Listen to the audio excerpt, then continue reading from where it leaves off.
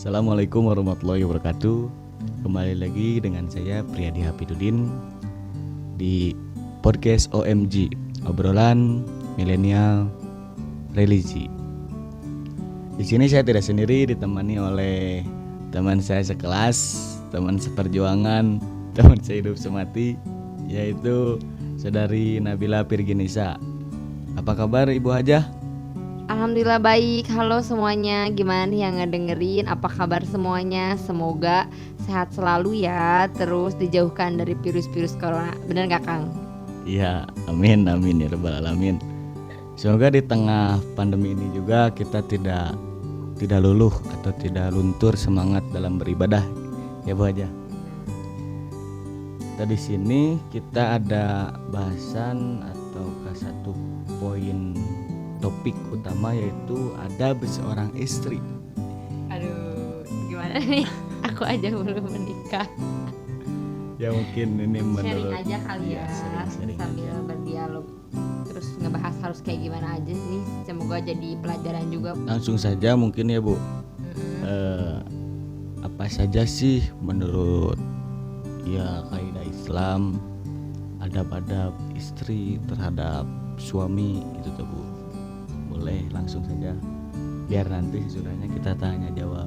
Oh ya, sharing ya. Terus membahas harus kayak gimana nih? Ya.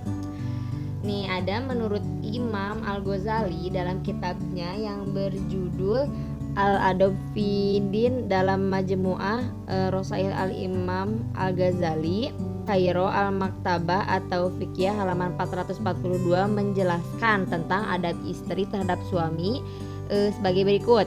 Yang pertama, selalu merasa malu. Terus yang kedua, tidak banyak mendebat. Ketiga, senantiasa taat atas perintahnya. Keempat, diam ketika suami sedang berbicara. Kelima, menjaga kehormatan suami ketika ia sedang pergi. Keenam, tidak berkhianat dalam menjaga harta suami. Ketujuh, menjaga badan tetap berbau harum, mulut berbau harum, dan berpakaian bersih. Terus yang selanjutnya, menampakkan qanaah atau menampilkan sikap belas kasih. Terus selalu berhias, lalu memuliakan kerabat dan keluarga suami. Selanjutnya, melihat kenyataan suami dengan keutamaan. Terus menerima hasil kerja suami dengan rasa syukur. Terus menampakkan rasa cinta kepada suami kala berada di dekatnya. Terus menampakkan rasa gembira dikala melihat suami. Nah, mungkin itu poin-poinnya. Kita bahas yang mana nih yang kira-kira jadi topik yang bakal seru? Kalau aku sih kayaknya yang diam ketika suami sedang bicara. Oh, itu boleh tuh. Soalnya jadi banyak dinamika, seandainya tidak melakukan seperti itu kan jadi cekcok malah. Iya bener. Terus kadang kan kalau misalkan lagi berantem nih, orang tua aku juga ya, lagi berantem pasti dua-duanya teh ngomong gini. Jadi sehingga timbul emosi apa konflik nah. Bener nggak? Jadi harusnya diam itu istri ya. Jadi kalau suami lagi ngomong, si istri itu harus diem, gitu nggak sih? Ya, kalau menurut dalam kitab ini seperti itu. Tapi realita yang ada rata-rata justru suami yang diam, istri malah yang banyak bicara, nuntut itu ini.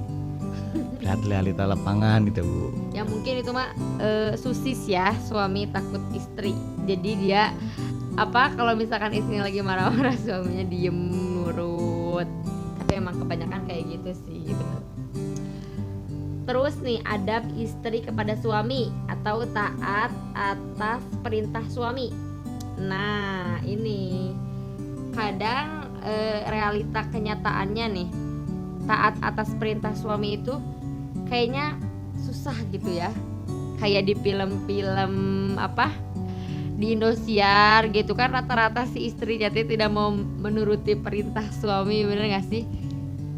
Kayak misalkan istrinya nggak pakai kerudung nih contoh, terus suaminya nyuruh, kadang nggak taat, bener nggak? Iya seperti itu.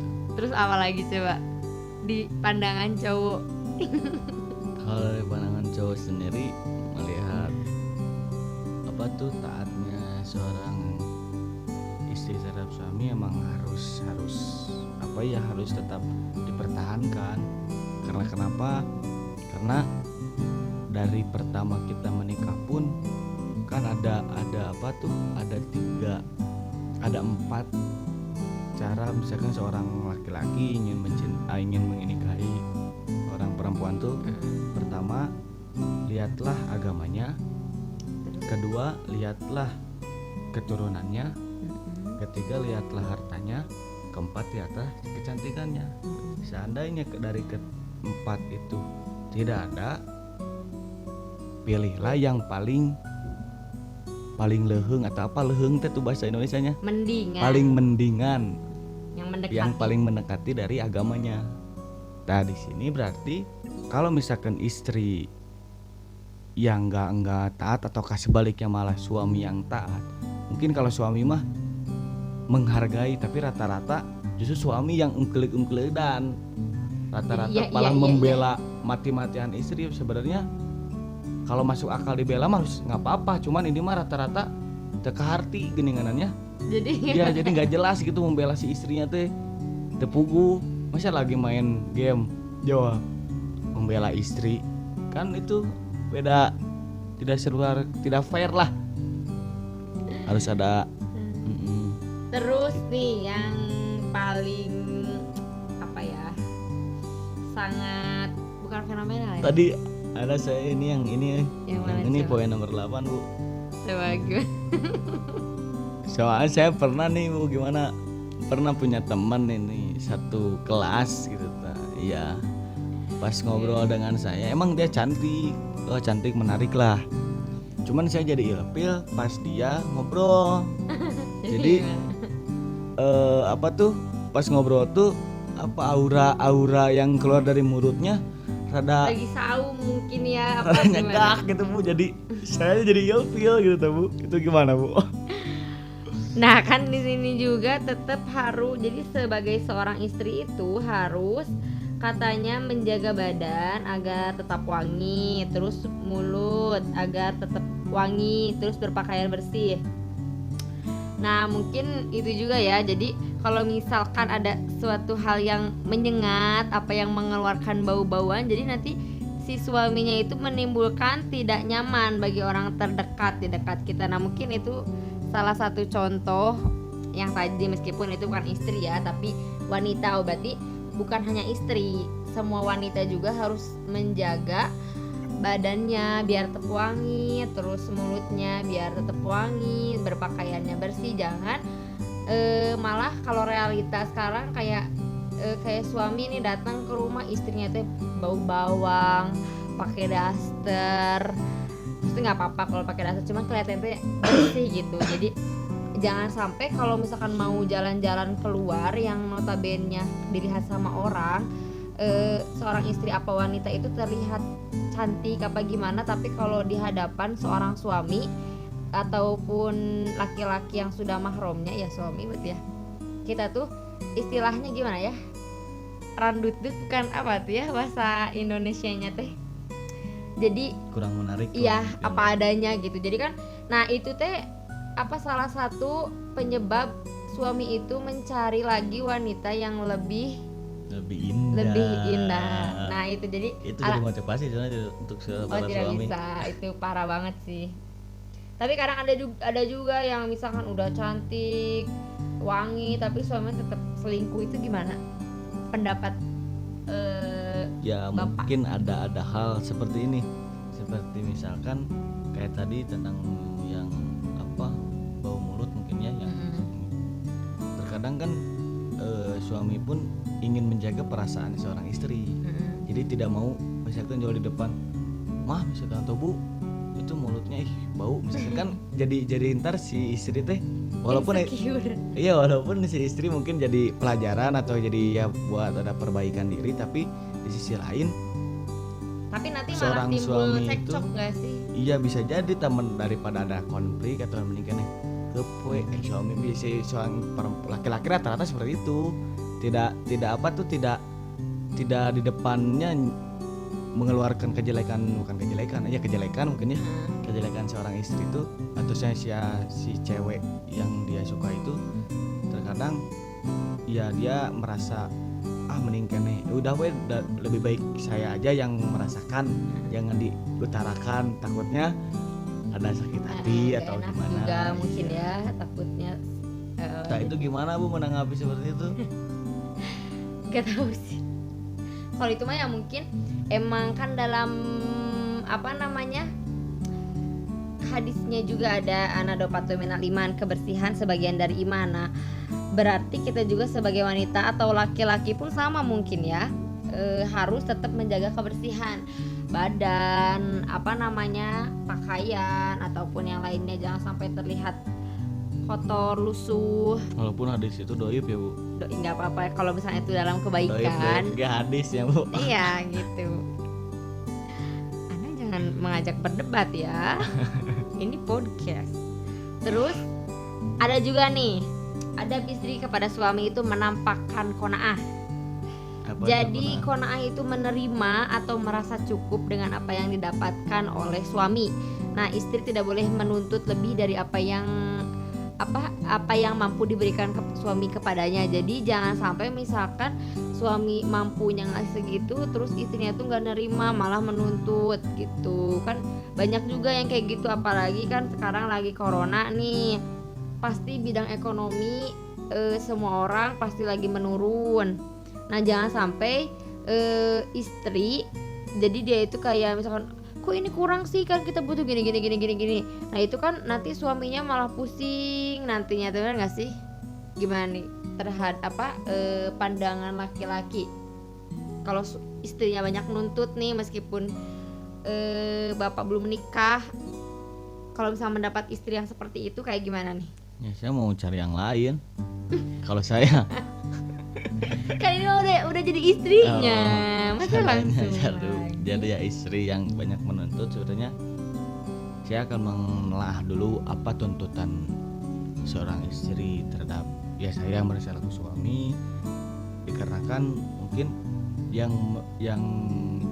kan rata-rata kan perbedaan antara suami dan istri itu, suami itu lebih ke akal dan perasaan, sedangkan istri perasaan dulu baru akal. Dan mungkin saya akan mengambilnya segi akal dulu, akan kenapa nya melihat atau menelaah tadi apa yang keinginan seorang istri, mungkin kan beragam apa saja keinginannya. Model misalkan ingin beli mobil ataukah ingin beli dandan atau beli make up atau beli peralatan rumah tangga lainnya. Nah di sana mana suami harus bisa memilah mana yang lebih jadi prioritas, mana yang jadi lamun dina ekonomi gini ada primer, sekunder, tersier. Nah, harus bisa memilah itu mana dulu yang jadi yang harus diutamakan, mana dulu yang harus misalkan bisa nanti ya ini seperti itu. Dari mana kan serang laki-laki nih, seandainya saya walaupun saya belum, tapi harus adalah planning ke depannya. Cuman kan ada juga nih, malah kan kayak ekonomi ini kan sifatnya sensitif banget ya. Nah ini juga salah satu penyebab tertinggi terjadinya perceraian itu pasti dari ekonomi, karena si istri tidak merasa kebutuhannya itu terpenuhi oleh suaminya, jadi banyak cekcok lah apalah, sehingga menjadi penyebab terbesar perceraian. Kan bener gak sih kayak gitu? Ya apalagi sekarang mungkin ya lagi pandemi ini sulit kemana-mana. Iya pastilah. Usaha pada turun sekarang mah, yang jadi PHK. Ya saya merasa juga ini pandemi ini yang disasar tuh segi ekonomi menengah ke bawah yang jadi korban. Nah pasti yang menjadi korban salah satunya para suami dan istri, terus yang muda-muda nih yang rata-rata, karena kan yang muda-muda emosionalnya belum terbangun, belum benar-benar, namun di ini masih sebatas bulu jagong non baru tumbuh benih-benih. benih-benih gitulah.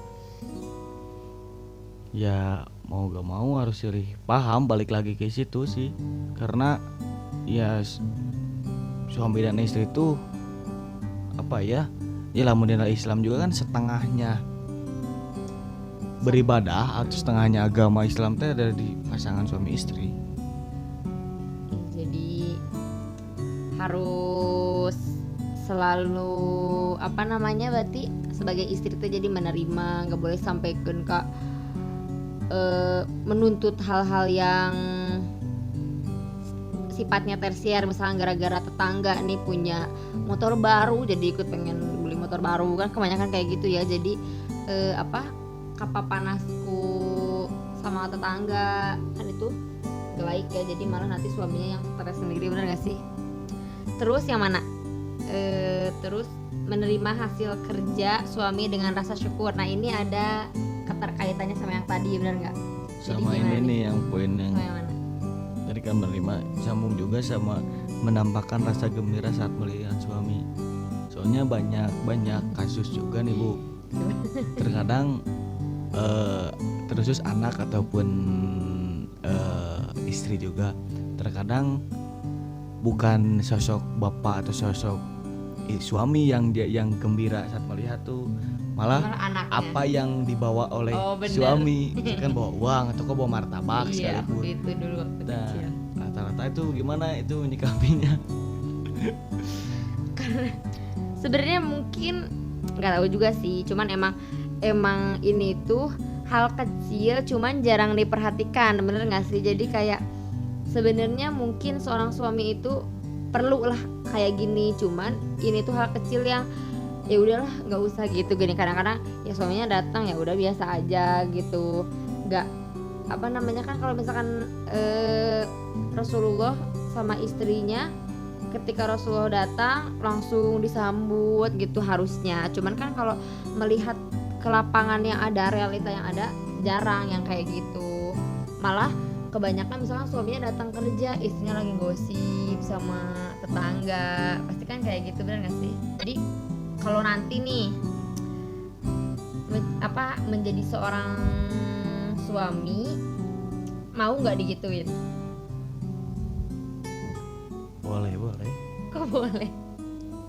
Jadi mending yang biasa aja apa?